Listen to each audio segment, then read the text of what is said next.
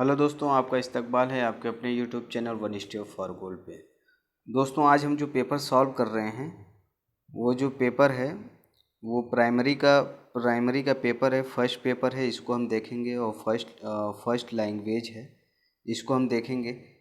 ये देखना इसलिए इम्पोर्टेंट है कि सीटेट ने अपनी वेबसाइट पे इसको अपलोड किया है। ठीक है, अगर हम तो हो सकता है कि पेपर इसी तरह का कुछ इसी पैटर्न का पेपर हो, ज़्यादा मुश्किल ना हो, तो इसको एक बार वजाहत के साथ देखना बहुत ज़रूरी है। क्योंकि अगर आप इसको एक बार देख लेते हैं अच्छी तरीके से कि कैसे क्वेश्चन बना है और किस तरीके से आया है, तो इंशाल्लाह कोई मसला नहीं होगा। आइए हम क्वेश्चन को देखते हैं। दोस्तों, आपसे गुजारिश ये है कि पहली बार देख रहे हो तो सब्सक्राइब ज़रूर कर दीजिएगा, और जिन लोगों ने सब्सक्राइब किया है उनका बहुत बहुत शुक्रिया कि आप लोग साथ दे रहे हैं। देखिए, एक चीज़ जो अगर आप पहली बार सीटेट दे रहे हैं, तो ये बहुत इंपॉर्टेंट चीज़ आपके लिए है कि अगर आपने उम्मीदवार सवालों के जवाब हिस्सा 4 यानी सवाल नंबर 91 120 सिर्फ तभी देंगे अगर उन्होंने ज़बान फर्स्ट ऑप्शन उर्दू चुना होगा। ये बात याद रखिएगा, आप इसको बार बार देख पढ़िएगा, निशान लगा के बाकायदा प्रैक्टिस करके इसको जाइएगा। क्योंकि 91 से लेके 120 तक देखिए अलग से सप्लीमेंट मिलती है, उर्दू की अलग से मिलती है, तो उसको आप थोड़ा सा वेट कर लीजिएगा। ऐसा नहीं कि मान लीजिए एक मिल गया, एक में थोड़ा सा लाने में अगर लेट हो गया तो फ़ौरन हिंदी का अगर लगाना शुरू कर दिया। ऐसी गलती बिल्कुल मत करिएगा। अगर आपने उर्दू ज़बान ले रखी है तो सप्लीमेंट मिलेगी आपको, वहाँ से आप 91 नंबर से अगर पहली ज़बान ली है तो वो आप उसको सॉल्व करेंगे 91 नंबर से। इसको एक बार फिर से अलग से वीडियो बना के उस पर डिस्कस किया जाएगा, क्योंकि पहली बार देने वाले बहुत इससे गलतियाँ करते हैं। और मैं जब भी वीडियो बनाता हूँ इस पर, तो इस चीज़ को मैं ज़रूर बताता हूँ ताकि आइंदा आने वाली आपका टाइम ख़राब ना हो और आप यहाँ पे कोई गलती ना करें। चलिए क्वेश्चन की तरफ आते हैं। क्वेश्चन क्या है? देखिए भाई, इक्तबास का क्या मसला है कि इक्तबास को सॉल्व कैसे करेंगे, ये भी जानना बहुत ज़रूरी है। इक्तबास को सॉल्व कैसे करेंगे? अब मान लीजिए कि इक्तबास को सॉल्व, ये पूरा इक्तबास ये दिया हुआ है, इसको सॉल्व करने के लिए हम करेंगे क्या कि पहले हमने साइंसदानों का ख्याल में चाँद क्या नहीं है, चाँद नहीं है, मतलब इस तरीके से यहाँ पे निशान लगा दिया। फिर 92 नंबर क्वेश्चन पड़ा, चाँद सूरज रोशनी कैसे मुनकिश होती है। ठीक है, अब मुनकिस का मतलब रिफ्लेक्शन होता है। तो अगर मतलब लफ्ज़ अगर समझ में मतलब माने समझना अगर मुश्किल हो, भाई सब उर्दू इतने ज़्यादा नहीं जानते कि हर चीज़ के माने जो है समझ पाएंगे। ठीक है, तो मुश्किल हो जाती है थोड़ी सी। तो क्वेश्चन पे यहाँ पे निशान लगाइएगा, जो भी पढ़ेंगे क्वेश्चन पे निशान लगाए, जो इंपॉर्टेंट लगे वहाँ आप निशान लगाते रहिएगा। उसके बाद आप इक्तबास पढ़िएगा, तो इक्तबास में भी जो आपको लगे टैली करे वहाँ पर निशान लगाइएगा। फिर उसके बाद फ़ौरन क्वेश्चन मिला के इसको सॉल्व कर दीजिए। 15 नंबर का मुफ्त का नंबर होता है थोड़ा सा, लेकिन एक बात यह है कि प्रैक्टिस ज़रूर करके जाइएगा। अब देखिए हम लोग क्या करते हैं कि इसका पेपर है, जब ये दोनों पेपर अपलोड हो जाएगा तो इसकी आंसर की के साथ इसको या तो आप व्हाट्सएप नंबर पे जो है वहाँ मैसेज करके इसको, इसके नीचे ऑफिशियल आंसर की लगी रहेगी बाकायदा, उसको आप ले सकते हैं। ठीक है, ताकि आप उसको अपने तौर से भी उसको देख सकें।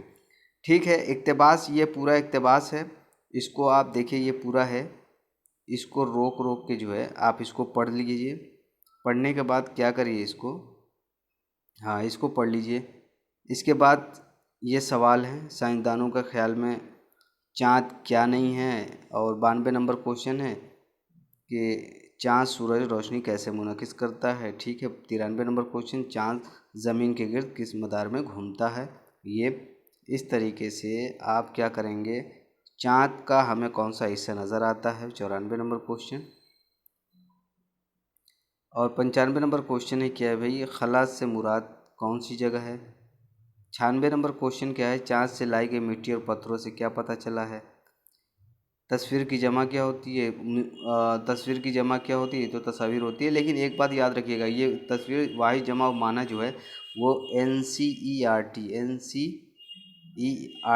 की बुक से 6 to लेके 8 तक की किताबों से ही पूछा जाता है। अगर कुछ आगे एग्ज़ाम जाता है, वैसे उम्मीद तो नहीं लग रही है, आप लोग तैयारी करते रहिए, तो वहाँ पे NCERT से कुछ उसको जमा किया जाएगा, उसके बाद आप तक पहुँचा दिया जाएगा। ठीक है, तो तो क्या है कि आप इसके जवाब जो है, एक तो वहाँ से आप देख सकते हैं ऑफिशियल आंसर की दी हुई है। दूसरी बात यह है कि आप इसको खुद प्रैक्टिस करें ताकि वहाँ पे कोई गलती ना हो। ये पूरा देखिए, पहले पेपर में नज़्म का कुछ हिस्सा होता है या गज़ल दे दी जाती है, तो इसको सॉल्व करिएगा। शायर 91 नंबर क्वेश्चन क्या है, शायर अपने महबूब से क्या शिकायत करता है। और 101 नंबर क्वेश्चन है, शायर की बंदगी में भला क्यों नहीं हुआ। 101 नंबर क्वेश्चन है। इसी तरीके से है 102 नंबर का, जो महबूब के आने की खबर सुनकर क्यों उदास है। ठीक है। 103 नंबर क्वेश्चन, हक की जमा क्या होती है, हुकूक, ये तो डायरेक्ट है। तो और 104 नंबर क्वेश्चन क्या है, हक तो है कि हक ना हुआ, खाली स्पेस है, इसको भरिएगा। आप इसका आंसर जो है आप कमेंट बॉक्स में या व्हाट्सएप पे जो नंबर दिया होगा, इसके पहले भी जो वीडियो वहाँ पे भी है, वो तो वहाँ पे आप इसको करके भेज सकते हैं। जो सही आंसर है वो आपको बता दिया जाएगा। कोई भी कहीं डाउट हो तो आप बिल्कुल जो है मैसेज आप उसको कमेंट करके उसको पूछ सकते हैं कि क्या है, क्या क्वेश्चन हो सकता है, क्या नहीं होगा। अब यहाँ पे देखिए, अब आते हैं क्वेश्चन की तरफ कि क्वेश्चन में जो है कि किस हिसाब से कैसे इसको हल किया जाएगा और इसमें कहाँ से क्वेश्चन पूछता है और किस तरीके से इसको आप हल करेंगे, इसको देखेंगे हम। अब देखिए इसमें पहला क्वेश्चन क्या है, मादरी ज़बान पर, पहला क्वेश्चन है मादरी ज़बान पर मबनी कसीर लिसानियात क्या है। अब यहाँ पे देखिए मादरी ज़बान पर मबनी कसीर लिसानियत क्या है। तो इसमें क्या है कि आप मादरी ज़बान पर कसीर लिसानियत से मतलब क्या है कि आप मान लीजिए कि आप जो है इंग्लिश सीख रहे हैं, इंग्लिश सीखना चाहते हैं। ठीक, तो इंग्लिश सीखना जब चाह रहे हैं आप, या अरबी या फ़ारसी कोई भी अदर लैंग्वेज जब आप सीखना चाह रहे हैं, तो आप कैसे सीखेंगे। पहली बात यह है कि आपको एक मदर टंग जो है आनी चाहिए, वो एक लैंग्वेज आपको आनी चाहिए, उसके बाद ही आप इंग्लिश सीखेंगे। तो क्या करेंगे आप, पहले मादरी ज़बान तो आप सीख लीजिए। मादरी ज़बान क्या है वो तो आप माहौल से हासिल कर सकते हैं, ताकि इस मादरी ज़बान के ज़रिए आप किसी भी अदर ज़बान को आप सीख सकते हैं। जैसे ट्रांसलेट का जो तरीका है वो भी अपलोड है, उसको देख लीजिएगा, बहुत इंपॉर्टेंट है। मेरे ख्याल से बात समझ में आ रही होगी। तो मादरी ज़बान पर मबनी कसीर लिसानियात है, 106 नंबर क्वेश्चन है। इसमें क्या है, पहला ऑप्शन क्या है देखते हैं, सिर्फ मादरी ज़बान की आमोज़। भाई कसीर लसानी ज़बान की बात हो रही, जो कोठारी कमीशन ने दिया था, इसको 64-66 में है। कोठारी कमीशन के जो है उसको आप, कोठारी कमीशन ने लसानी फार्मूला भी दिया था, उसको देख लीजिएगा उसका वो क्या है, किस तरीके से 3 लैंग्वेज सिखाई जाती है। इस पर क्वेश्चन एक जो ज़रूर आता है। ठीक है, अगर टाइम होता तो इंशाल्लाह इस पर ज़रूर वीडियो बनता, और आप लोग इसको ज़्यादा से ज़्यादा शेयर करिए, ज़रूरत होगी तो इंशाल्लाह उस पर वीडियो बनाया जाएगा। तो सिर्फ मादरी ज़बान की आमोज़िस, लसानी की अगर बात हो रही है, कसीर लसानियात की, मतलब कसीर का मतलब एक से ज़्यादा लसानी की बात हो रही थी, इसमें सिर्फ मादरी तो आ ही नहीं सकता। मादरी ज़बान के ज़रिए आमोज़िस, मादरी ज़बान के ज़रिए आमोज़िस करेंगे, बिल्कुल सही है। तीसरा क्या है, पहले मादरी फिर मज़ीद ज़बानों की आमोज़िस। तो सही है कि पहले आप क्या करेंगे, पहले आप खुद मादरी ज़बान को सीखेंगे, और मादरी ज़बान को सीखने के बाद ही आप क्या करेंगे, दूसरी ज़बान सीखेंगे। ठीक, मादरी ज़बान के ज़रिए आमोज़िस ये दूसरा, लेकिन नहीं हो सकता, क्योंकि उससे बेहतर थर्ड ऑप्शन क्या है, पहले मादरी ज़बान मज़ीद ज़बानों की आमोज़िस। ठीक है, अब इसमें चौथा क्या, बहुत सी ज़बानों गैर मुल्की ज़बानों पर मादरी ज़बान के तौर पे आमोज़िस। आमोज़िस का मतलब होता है लर्निंग या सीखना उसको। तो यहाँ पे सी ऑप्शन यानी 3 ऑप्शन बिल्कुल सही है कि पहले मादरी और फिर मज़ीद ज़बानों की आमोज़िस। पहले मादरी ज़बान सीखेंगे तभी जाके आप दूसरी ज़बान को सीखेंगे। ठीक है, चलिए भाई अब आगे देखते हैं क्या है। स्कूल की तालीमी पॉलिसी में ज़बान जानी जाती है। स्कूल की तालीमी पॉलिसी में ज़बान जानी जाती है। अब देखिए स्कूल की जो अभी बताया कि जो कोठारी कमीशन का जो लिसानी फार्मूला है, थ्री लैंग्वेज फार्मूला जो है, उसको उर्दू में लिसानी फार्मूला कहते हैं, उसको याद रखिएगा। उसमें कसीर लिसानी की बात होती है। उसमें क्या है, लिसानी फार्मूला जो है डायरेक्ट है कि स्कूल में तालीमी पॉलिसी में ज़बान जानी जाती है, तो वो लिसानी फार्मूला है। ये देखिए एक यहाँ पे भी है कसीर लसानी फार्मूला, और अगर सह लसानी फार्मूला यहाँ नहीं दिया होता तो कसीर लसानी फार्मूला भी सही हो जाता। चूँकि यहाँ पे पूरा वही लफ्ज़ उठा के दे दिया सह लसानी फार्मूला, तो यहाँ पे क्या है, सह लसानी फार्मूला ही सही है। ठीक है, चौथा ऑप्शन इसका सही है। अब देखते हैं 108 नंबर क्वेश्चन क्या है भाई। 108 नंबर क्वेश्चन में क्या कह रहा है, कुल ज़बान के नज़रिए से मुराद है। कुल ज़बान के नज़रिए से मुराद क्या है। अब कुल ज़बान के नज़रिए से भाई क्या मुराद है ये देखते हैं। पहला ऑप्शन क्या है, एक मफरूज़ा का आमुज़गार पहले हरूफ और आवाज़, फिर लफ्ज़, फ़िक्र और फिर जुमलों के तवस्सुत से ज़बान सीखता है। अब ये देखिए बहुत मसला ये होता है कि पूरा क्लियर करके पूछा नहीं कि कौन से तरीके की बात हो रही है। अब पूछ दिया कुल ज़बानी तरीका क्या होता है। अब कुल ज़बानी तरीका आप याद रखिएगा, जो तहलीली और तरकीबी जो तरीका होता है वो दोनों को मिला के उसका वीडियो अपलोड है, जो तरीके हैं वहाँ से आप उसको देख लीजिएगा कि तरकीबी तरीका क्या होता है और तहलीली तरीका क्या होता है। इसको देखना बहुत ज़रूरी है। आप जब तक इसको देखेंगे नहीं तो यहाँ से एक दो क्वेश्चन आते हैं तो वहाँ से आपके मिस हो जाएंगे दोनों तरीके क्या होते हैं।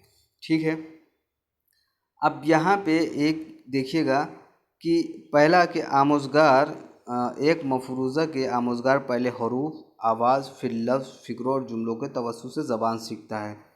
अगर कुल ज़बान की बात की जाए, तहलीली और तरकीबी दोनों तरीके को मिला के देखा जाए तो कुल ज़बान के तरीके में पहला तरीका आता है। ठीक है, अब भाई यहाँ पे देखते हैं कि एक मफरूज़ा आमुज़गार ज़बान के एक मफरूज़ा की आमुज़गार ज़बान की आमूज़ ज़बान के मुख्तलिफ़ इकाइयों और छोटी इकाइयों जैसे आवाज़, हरूफ वगैरह को समझते हैं। अब यहाँ पे देखिए, यहाँ पे सिर्फ रिवायती तरीके की बात हो रही है, वहाँ पे सिर्फ रिवायती तरीके की बात हो रही है। इसका वीडियो कह रहा हूँ मैं कि अपलोड है, वहाँ से आप इसको ज़रूर देखिएगा। और रिवायती तरीका, इसको तरकीबी तरीका भी कहते हैं। अब इसमें क्या होता है, रिवायती तरकीबी तरीके में इसमें क्या होता है कि पहले हरूफ सिखाए जाते हैं, ठीक है, फिर उसके बाद अल्फाज सिखाए जाते हैं। इस तरीके से ये रोज़ चलता रहता है। अल्फाज सिखाए जाते हैं, फिर जुमले सिखाए जाते हैं, ठीक है, जुमले के बाद ये कहानियाँ सिखाई जाती हैं। अब मखलूत तरीके में क्या होता है, मतलब कुल अगर ज़बानी तरीका, चूँकि कुल ज़बान का नज़रिया आपको कहीं नहीं मिलेगा कि कुल ज़बान का नज़रिया क्या है, तो आपको खुद अपने हिसाब से कुल ज़बान के तरीके का मतलब ये कि तहरीरी और तरकीबी दोनों तरीके की मिला के बात की जा रही है।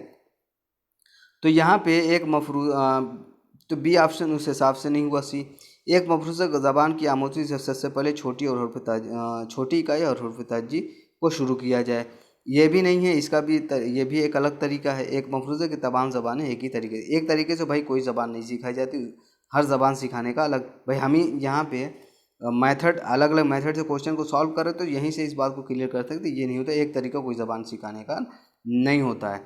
तो यहाँ से कुल ज़बान तरीका सिखाने का तरीका है, यही है। ए ऑप्शन यानी ए पहला ऑप्शन इसका बिल्कुल सही है। वहाँ पे आप ज़रूर देखिएगा तरकीबी तरीका क्या है, तहलीली तरीका क्या है और तरकीबी प्लस तहलीली तरीका किसको कहते हैं, क्या है। बाकायदा इसका वीडियो अच्छी तरीके से अपलोड है।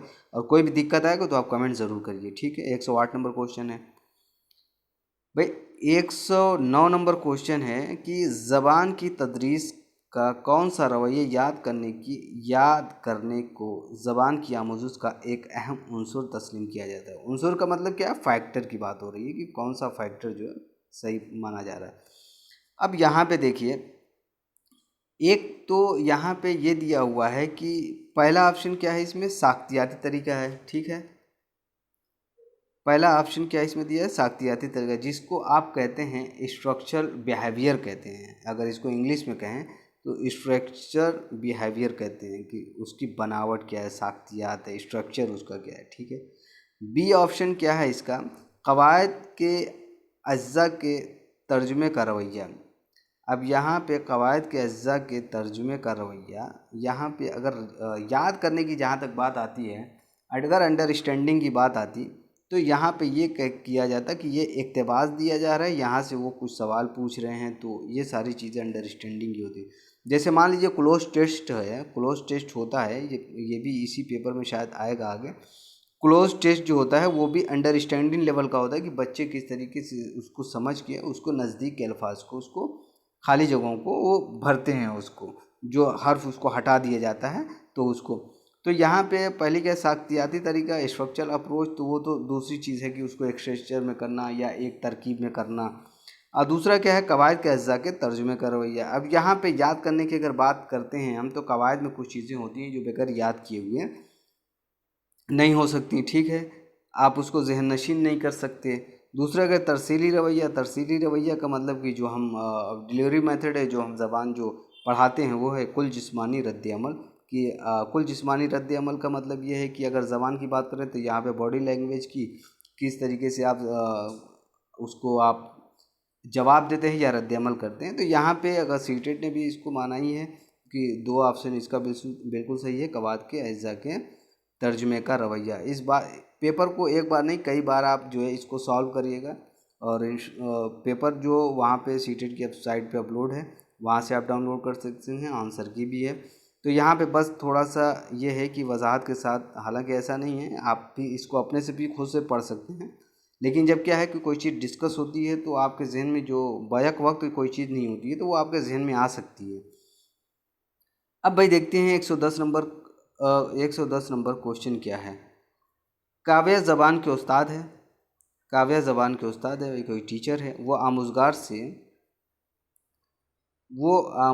से मौजू की मुनासिबत से अल्फाज ढूंढने और ऐसे अल्फाज बताने के लिए कहती है जो दूसरे लफ्ज़ों से पहले या बाद में जोड़े जा सकते हैं। इस हिकमत अमली को क्या कहते हैं। अब यहाँ पे आप ये देखिए, क्वेश्चन को थोड़ा बड़ा कर लेते हैं। अब देखिए भाई, यहाँ पे आप अगर खुद जहन थोड़ा सा दौड़ाएं तो कुछ चीज़ें होती हैं पेडागोजी में, आप देखिएगा, आप उसको सोचेंगे कि आप कहीं से हम पेडागोजी को बहुत अच्छे से पूरा पढ़ लें और वहीं से लगा दें। ये बिल्कुल अंडरस्टैंडिंग लेवल का होता है, एप्लीकेशन लेवल का क्वेश्चन होता है। अगर आपने अच्छे से टीचिंग की है तो सारी मुश्किलात आपके सामने आते हैं, इसका सामना आपको करना पड़ता है। काव्य ज़बान के उस्ताद है तो ठीक है, आमोज़गार से मौजू के मुनासिबत से अल्फाज ढूंढने और ऐसे अल्फाज बनाने के लिए कहती है जो दूसरे लफ्ज़ों के पहले या बाद में जोड़े जाते हैं। इस हिकमत अमली को क्या कहते हैं। अब देखिए, इस हिकमत अमली को क्या कहते हैं, उसको पहले या बाद में जोड़े जाते हैं। जाहिर सी बात है, बातों ही से समझ में आ रहा है कि एक तरकीब से वो लफ्ज़ों को लगाने की बात कर रही है, जोड़ने की बात कर रही है किसी एक तरकीब के ज़रिए। तो यहाँ पे ए ऑप्शन सही है, ठीक है। अब भाई पूरे लफ्ज़ और जुमले को नहीं कर रही, न लफ्ज़ और जुमलों का जो खेल है लफ्ज़ बनाना, वो भी नहीं है। हालांकि लफ्ज़ों के खेल की एक मुअम्मा के लिए आता है, लफ्ज़ों का जो खेल है वो मुअम्मा है, उसके लिए भी एक आध क्वेश्चन आता है, उसको भी हम डिस्कस करेंगे जब क्वेश्चन आएगा। तो यहाँ पे एक तरकीबी लफ्ज़ है, ठीक है। 110 का 1 नंबर क्वेश्चन पहला ऑप्शन सही है, ठीक है। अब भाई आते हैं 111 नंबर क्वेश्चन है, इसमें क्या कह रहा है। उस्ताद अपने आमोज़गार की ज़बान की सलाहियत जांचने के लिए सवाल करता है। उस्ताद उस्ताद अपने आमोज़गार की ज़बान सलाहियत जांचने के लिए सवाल तैयार करता है, ठीक है भाई। वो इक़्तिबास के वो इक़्तिबास के हर 5वें लफ्ज़ को छोड़ देता है और बच्चों को छोटे छोटे अल्फाज मालूम करने के लिए कहता है। जांच के इस तरीक़े को क्या कहते हैं। अब ये देखिए, अब ये पूरा जो है ये क्लोज टेस्ट की बात हो रही है कि ये आम तौर से आप इंग्लिश में देखते होंगे कि एक पूरा ये जैसे पूरा ये इक़्तिबास है। अब यहाँ क्या करते हैं कि उस्ताद अपने आमोज़गार की, ठीक है, अब ज़बान को हज़्फ़ कर दिया। मान लीजिए ज़बान है, इसको हज़्फ़ कर दिया। अब जब इसको हज़्फ़ कर दिया तो क्या होगा, इसको कर दिया हज़्फ़। अब इसको हज़्फ़ कर दिया और फिर की सलाहियत को जांचने के लिए तैयार करता है। अब यहाँ पे सवाल को हटा दिया। अब क्या करेंगे इसको, फिर उसके बाद बच्चों से कहेंगे कि इसमें जो खाली स्पेस है उसको आप अपने हिसाब से भरिए। तो करीब करीब के जो लफ्ज़ होते हैं या जो उसी तरीके के लफ्ज़ होते हैं या जो उनकी समझ में आता है, इक़्तिबास को पूरा करते हैं। इसको क्लोज टेस्ट कहते हैं। हालांकि इस तरह का पहली बार क्वेश्चन आया है सीटेट में, लेकिन ये है कि अब पैटर्न बदल रहा है धीरे धीरे। इंग्लिश पेडागोजी को जो है यहाँ पे जोड़ा जा रहा है। बहुत सी ऐसी चीज़ों को देखेंगे जो इंग्लिश पेडागोजी से उर्दू में ली जाती है, ठीक है। यहाँ पे चौथा ऑप्शन बिल्कुल सही है। अब देखते हैं भाई अगला क्या है। बोलने में सही अल्फाज को सही तरतीब और तलफ़ुज़ से इस्तेमाल करना। अब ये क्या है कि बोलने में सही लफ्ज़ को सही तरतीब और तलफ़ुज़ से इस्तेमाल करना क्या है। तो ये तो बोलने का तरीका है भाई, कि किसी चीज़ को बोलने का तरीका। भाई बॉडी लैंग्वेज तो ये तो दूसरी चीज़ है कि बॉडी लैंग्वेज है वो तो सिंबॉलिक लैंग्वेज में आ जाती है। अगर सिंबॉलिक लैंग्वेज या अलामती ज़बान की बात है तो वहाँ पे बॉडी लैंग्वेज की बात आती है। बोलने का तरीका है तो बोलने के तरीके में ही आप सही तरह, ज़बान का अमल है या मुस्तअमल ज़बान है। मुस्तअमल ज़बान तो कोई भी हो सकती है, लेकिन चूंकि यहाँ पे एक ऑफिशियल चीज़ पूछ रहा है तो वहाँ से हम देखेंगे कि बोलने का तरीका, यानी ऑप्शन 2 इसका सही है। अब 113 नंबर क्वेश्चन देखते हैं भाई क्या है। कहानी कहने के बतौर तदरीसियाती आला कार इस्तेमाल किया जाता है। अब यहाँ पे देखिए क्या इस्तेमाल किया जाता है। कहानी कहने के बतौर तदरीसियात यानी तदरीसी आला, टीचिंग लर्निंग मटेरियल आप कर सकते हैं, इस्तेमाल किया जाता है। वहाँ पे पहला ऑप्शन है सुनने की सरगर्मी बच्चों को शामिल करने के लिए। सुनने की सरगर्मी बच्चों को शामिल करने के लिए, ये भाई सही बात है कि चूँकि बच्चे कहानियों में बहुत ज़्यादा दिलचस्पी लेते हैं। दूसरा क्या है, बच्चों में बोलने की महारत को फ़रोग़ देने के लिए। अब बतौर तदरियास आप कहानी कह रहे हैं, बच्चे सुन रहे हैं, तो इसका मतलब वो बोलने वाली तो बस बच्चे सुन रहे हैं उसमें, तो उसमें बोलने के जब वो अपने ख़यालात या खुलासा बयान करें तब उनके बोलने की सलाहियत होगी। ठीक है, दूसरा ऑप्शन तो ऐसे ही कट गया। तीसरा ऑप्शन क्या है भाई, देखते हैं, ज़बान व अदब की महारत का फ़रोग़।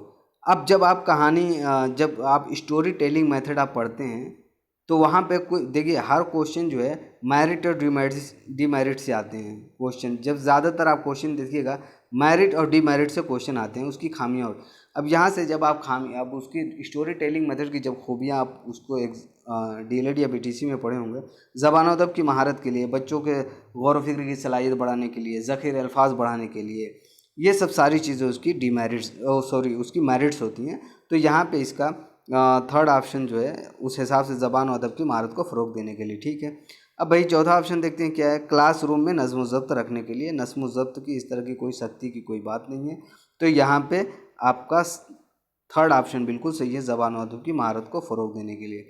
देखिए, इसलिए आपको थोड़ा सा याद दहानी के लिए बता रहे हैं, बल्कि ऐसा तो नहीं है कि आपको सारी चीज़ें पता हैं, बस फौरी वक्त पर जो याद आ जाए वही कमाल है।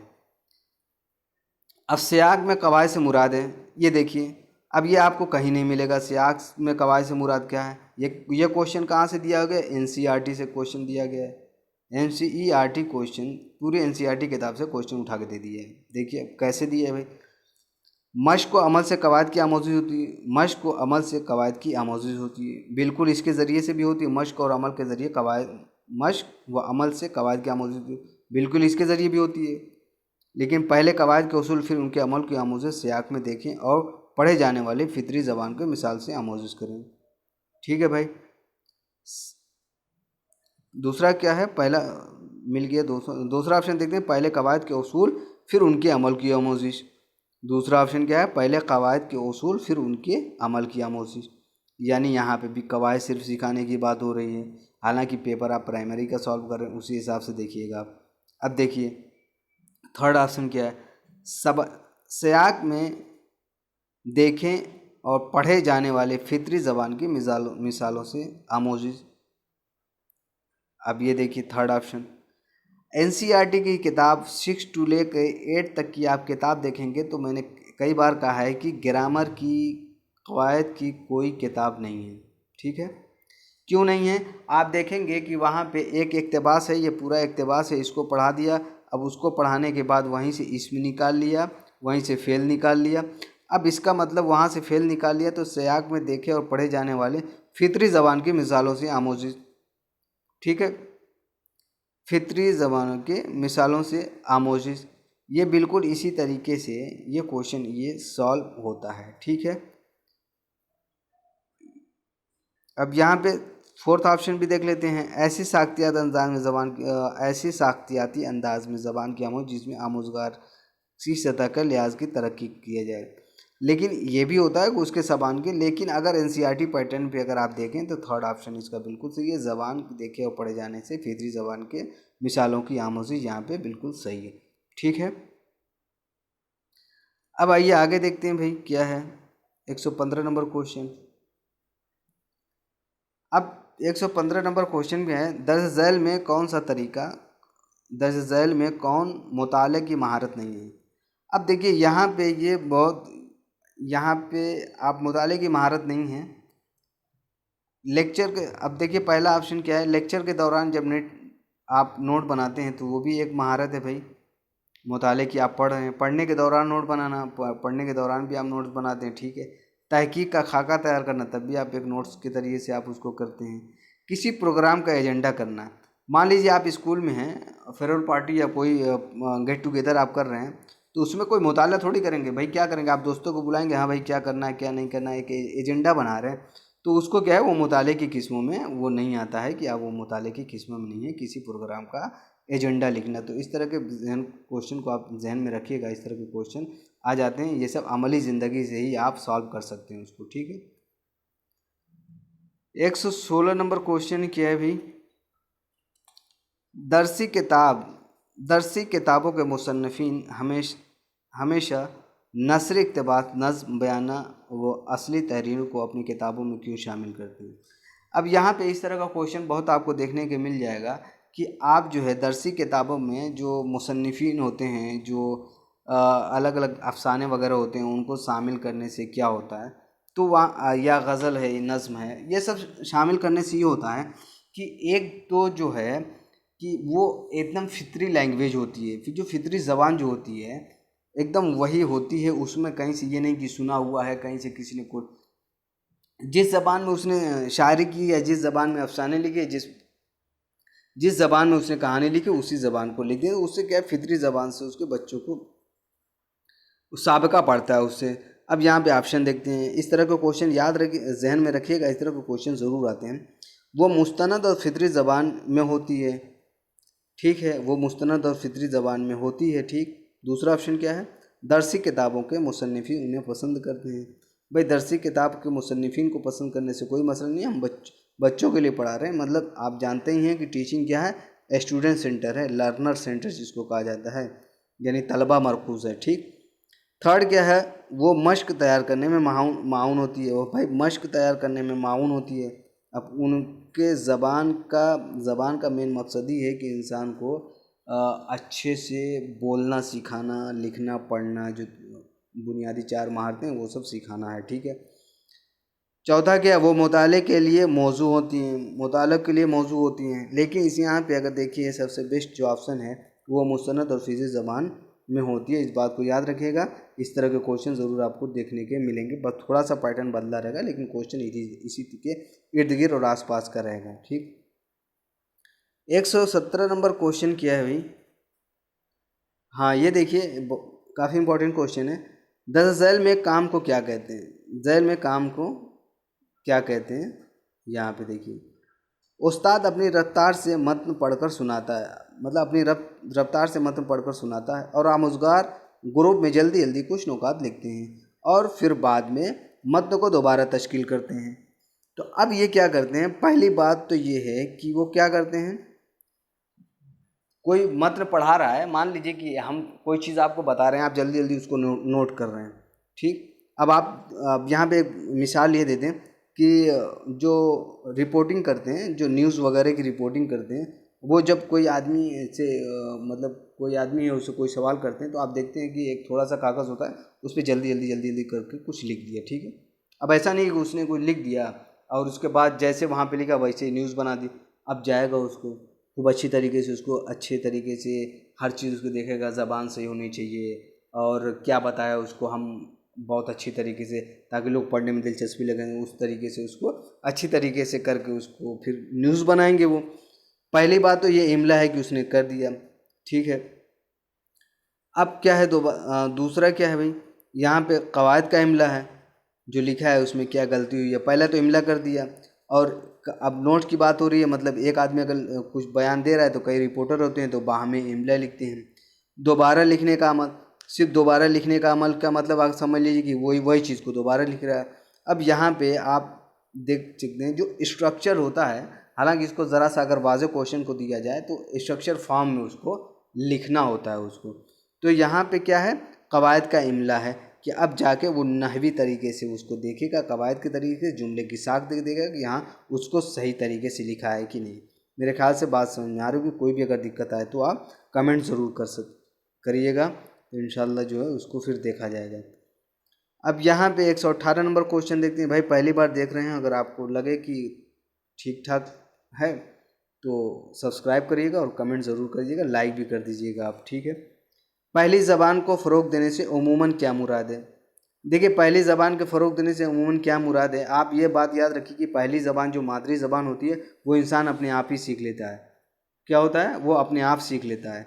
पहली ज़बान को फ़रोग़ देने से उमूमन क्या मुराद है, पहली बात आमोज़ी, पहली ज़बान की आमोज़ी भाई क्या होती है, आप उसको सीखेंगे थोड़ी कहीं जा पे, वो तो जैसा माहौल मिलेगा आप उसको सीख लेंगे। तो इसका डायरेक्ट ऑप्शन है क्या है, बी है कि अपने आप सीखी जाती है, ठीक है। अब 119 नंबर देखते हैं भाई क्या है, पहली जमात के उस्ताद के क्लास में मुख्तलिफ मादरी ज़बान बोलने वाले बच्चे। देखिए सह लिसानी फार्मूला, और ये कितनी बार क्वेश्चन आ चुका है, हमने जो प्रैक्टिस सेट करा है वहाँ पे भी आया गया है, और अगर आपको ज़रूरत हो तो इस पे भी एक पूरा वीडियो हो सकता है। सेल लसानी फार्मूला क्या होता है, कोठारी कमीशन ने क्या रिकमेंडेशन किया था कि कहाँ पे कैसे पढ़ाना चाहिए मादरी ज़बान में, फिर वहीं पे गांधी जी ने जो कहा था कि मादरी ज़बान में बच्चों को प्राइमरी एजुकेशन होनी चाहिए, वो सारी बातें आपके जहन में होनी चाहिए। हालांकि मैं उम्मीद करता हूँ कि सेल लसानी फार्मूला जो है, जो सेल लसानी फार्मूला है उसको आप हिंदी में पढ़ चुके होंगे या इंग्लिश आप पढ़े होंगे तो उसमें वो आप पढ़ चुके होंगे, ठीक है। वहाँ से भी आप इसको सॉल्व कर सकते हैं। बहरहाल पढ़ते हैं। पहली जमात के उस्ताद के क्लास में मुख्तलिफ मादरी ज़बान बोलने वाले बच्चे हैं। उस्ताद उन बच्चों से मुख्तलिफ मादरी ज़बानों में आदाब व तस्लीम के तबादले के लिए कहता है। इस तरह तलबा रोज़ मुख्तलिफ ज़बानों के लिए नए नए अल्फाज से मुतारिफ़ करते हैं। इस तरह उस्ताद क्या हिकमत अमली इस्तेमाल करता है, तो यहाँ पे क्या इस्तेमाल करता है, कसीर लिसानी। पहला क्या है, कसीर लिसानियत बतौर माखज़। बी क्या है, बहुत सी ज़बानें जानना। 3 क्या है, तनों को क्या, तनों बतौर हिकमत तनों का मतलब नया। यक लिसानी, यक मतलब एक होता है, तो कसीर लिसानी फार्मूला वही कहा गया है कि वही है कि एक जगह सै लिसानी आया था, अगर वो आ जाएगा तो सै लिसानी वो ऑप्शन बेहतर माना जाए, और कहीं अगर कसीर लिसानी तरीका आ गया तो वो बेहतर माना जाएगा। तो यहाँ पे ये ऑप्शन बिल्कुल सही है, ठीक है भाई। बारिश होने लगी, आवाज़ भी आ रही होगी। चलिए भाई, आखिरी क्वेश्चन है यहाँ से। 119 नंबर क्वेश्चन हो गया। 120 नंबर क्वेश्चन, आखिरी क्वेश्चन देख लेते हैं। 10 झैल में से कौन आमुज़गार की ज़बान से मुतारिफ़ कराने का मिसाली तरीका नहीं है। अब यहाँ पे देखिए, इस क्वेश्चन ने जो है बड़ा कंफ्यूज कर दिया है। हालांकि अगर इसका ऑप्शन तो है, लेकिन कोई अभी तक जो है इसका कोई लीगल रीज़न नहीं मिल पाया कि ये क्वेश्चन सही है तो किस तरीके से सही है। लेकिन अगर आपको ये लगे कि आप इसको जो है ज़रूर जो है कमेंट ज़रूर करिएगा। लीगल रीज़न अगर लगे कि भाई ये क्वेश्चन आया है तो किस लिए इसको हम सही तरीके से मानें। लेकिन अगर हम चूँकि थोड़ा सा अगर लॉजिक लगा के इस क्वेश्चन को हल किया जाए तो देखा जाए, 10 झैल में कौन आमुज़गार की ज़बान से मुतारिफ़ कराने का मिसाली तरीका नहीं है। ज़बान को मुतारिफ़ कराने का मतलब ये कि आप ज़बान सिखा नहीं रहे हैं, एक ज़बान को बस पहचानवा रहे हैं कि अरबी या फ़ारसी या कैसी ज़बान क्या होती है, ठीक है। अब मिसाली तरीका नहीं, हाँ तो आप देखिए कोई ज़बान सीखने के लिए आप क्या करते हैं, आप नहीं आता है चलिए नज़्म गाने वगैरह सुन लीजिए, उसके मुस्तमा अल्फाज छोटे छोटे अल्फाज में कर लीजिए। अब हर्फ तर्जी और हरूफ की तदरीज, अब चूँकि मिसाली तरीका मुतारिफ़ करने का मिसाली तरीका नहीं, इस हिसाब से अगर देखा जाए तो हर्फ तर्जी की तदरीज। और दूसरा क्या है, बोलने और सुनने में शिरकत। बोलने सुनने में आप किसी भी ज़बान को जानने के लिए, पहचानने के लिए उसमें बोलते हैं, उसमें छोटे जुमले देखते हैं, उसमें गाने वगैरह सुनते हैं, मूवीज़ वगैरह देख लेंगे, न्यूज़ वगैरह सुन लेंगे आप। लेकिन जहाँ पे देखा जाए कि हरूफ तहज्जी की बात नहीं होती है, हालांकि सीटेट के ऑफिशियल आंसर की ने भी थर्ड ही माना है। लेकिन कोई तरीका जो है इसका, कोई इस तरह कोई मेथड जो होता है ना अलग अलग टीचिंग के, इंग्लिश में भी मैंने देखने की कोशिश की है लेकिन वहाँ से भी मुझे मिला नहीं है। बहरहाल यहाँ पे थर्ड ऑप्शन इसका बिल्कुल सही है जो ऑफिस आंसर की ने माना है। ये रहा प्राइमरी का फर्स्ट पेपर है। अब इंशाल्लाह जो है अगला वीडियो जो रहेगा अब प्राइमरी का ही रहेगा। सेकेंड लैंग्वेज जो है इंतखाब करते हैं उनका कल इंशाल्लाह वीडियो आपको मिलेगा। और ये पूरा वीडियो देखने के लिए शुक्रिया, और आप मेहनत करते रहिए। 5 जुलाई को एग्ज़ाम है और ज़्यादा से ज़्यादा आप नंबर लाइए। 1-2 नंबर से रुकने की शिकायत इंशाल्लाह इस बार नहीं होनी चाहिए। चलिए मिलते हैं अगली वीडियो में। पूरा वीडियो देखने के लिए आपका शुक्रिया।